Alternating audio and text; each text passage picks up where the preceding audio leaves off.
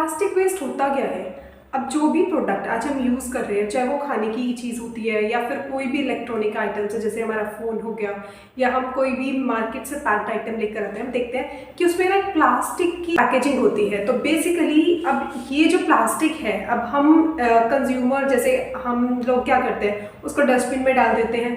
इसी तरह से जो इम्पोर्टर्स होते हैं, जब इंपोर्ट करके लेकर आते हैं गुड्स, तो वो प्लास्टिक्स, कुछ इंपोर्टर्स क्या करते हैं, उस प्लास्टिक कवरेज को, जो पैकेजिंग होती है उसको हटाकर फर्दर सेल करते हैं, और कुछ इंपोर्टर्स होते हैं उसको एज इट इज सेल कर देते हैं। या फिर अगर हम बात करें कि मैन्युफैक्चरर जो प्लास्टिक की पैकेजिंग करके इसको सेल करते हैं, तो अब इस प्लास्टिक का होता क्या है? अब ये प्लास्टिक जो है वो या तो फिर लैंड में डाल दिया जाता है या फिर रिवर में डाल देते हैं। तो बेसिकली ये हमारे एनवायरनमेंट को ना हार्म कर रहा है। तो इसके लिए गवर्नमेंट ने कुछ गाइडलाइंस निकाली थी, कुछ रूल्स बनाए थे 2016 के अंदर।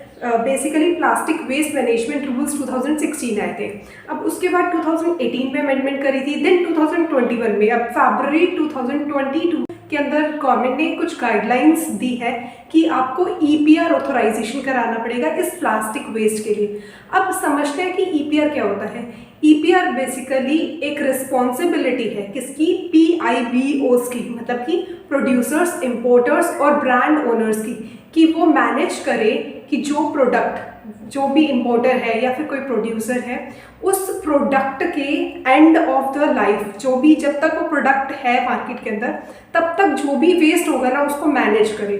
अब इस वेस्ट को मैनेज कैसे किया जा सकता है? या तो उसको रिसाइकलिंग करा के, रीयूज करके, तो इसको पर करेंगे कैसे? वो खुद तो कर नहीं सकते, तो इस प्रोसेस के लिए वो रिसाइकलर को अपॉइंट करते हैं, जिसके थ्रू ये प्रोसेस होता है। तो CPCB, सेंट्रल पॉल्यूशन बोर्ड ने ये मैंडेटरी कर दिया है कि अगर आप 2 स्टेट से ज़्यादा स्टेट के अंदर अपना बिजनेस कर रहे हो, तो आपको EPR का ऑथराइजेशन कराना ज़रूरी है, यानी कि अपना रजिस्ट्रेशन कराना ज़रूरी है सेंट्रल बोर्ड के साथ। तो EPR के अंदर मैंडेटरी है आपको अपना रजिस्ट्रेशन कराना।